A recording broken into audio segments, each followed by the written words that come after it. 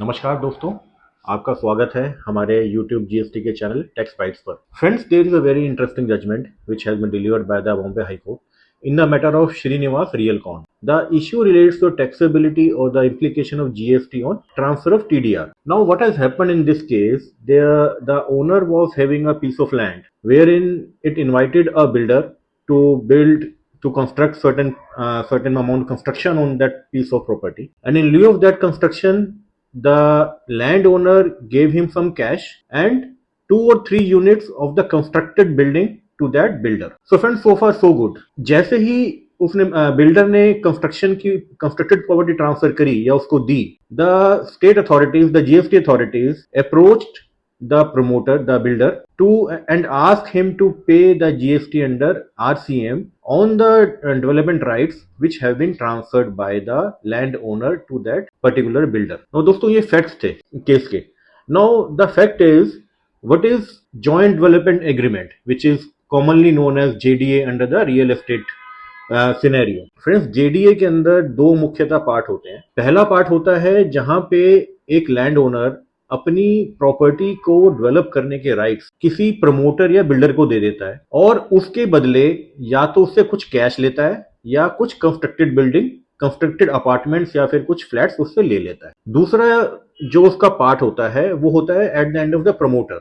What promoter does? Promoter constructs the building on that piece of land for which the landowner transfers the development rights to him and then sells the constructed or under construction property to the buyers. This is what is commonly known as JDA, the joint development agreement. Now friends, we have also seen that in fact in starting from 2019 the government has totally revamped the way GST was levied on the construction of commercial property, the complexity and all that kind of stuff, right? Wherein they have brought in the concept of residential property, the commercial property, the different rates between the residential apartment and the commercial apartment kind of stuff.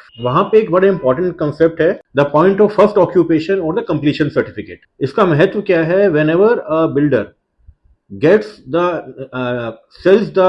sells the property post getting the completion certificate or the first occupation certificate, then there is no GST implication on that. Why there is no GST implication on that? Because the authorities consider that transaction as sale of immovable property. Now applying to that to this scenario, to the present case, whether this is a JDA or not, number one, as I have just mentioned, कि जो पहला part होता है JDA के अंदर, वहां पे transfer development rights transfer करे जाते हैं लैंड ओनर का बिल्डिंग के, जो बिल्डर के फेवर में.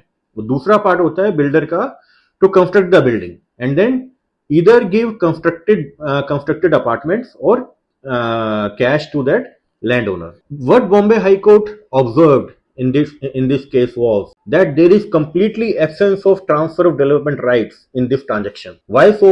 They said that they observed that the court held that the transaction is one of the construction of the immovable property. Owner ने कोई भी ट्रांसफर डेवलपमेंट राइट ट्रांसफर नहीं करे बिल्डर के फेवर में, बट ओनर ने appoint करा builder को एक बिल्डिंग बनाने के लिए, और उस बिल्डिंग बनाने की कंसिडरेशन जो ओनर ने उसको दी वो दो पार्ट में थी, कैश और कुछ कंस्ट्रक्टेड अपार्टमेंट्स जो उस बिल्डर ने स्वतः ही बनाए थे. तो दोस्तों, यदि इस केस को हम if we say that whatever Bombay High Court has mentioned or held in this case have to be applied in each and every case, then what is the difference between a normal JDA and this one? एक normal JDA के अंदर भी normally पहले development rights transfer करे जाते हैं, फिर building construct करी जाती है.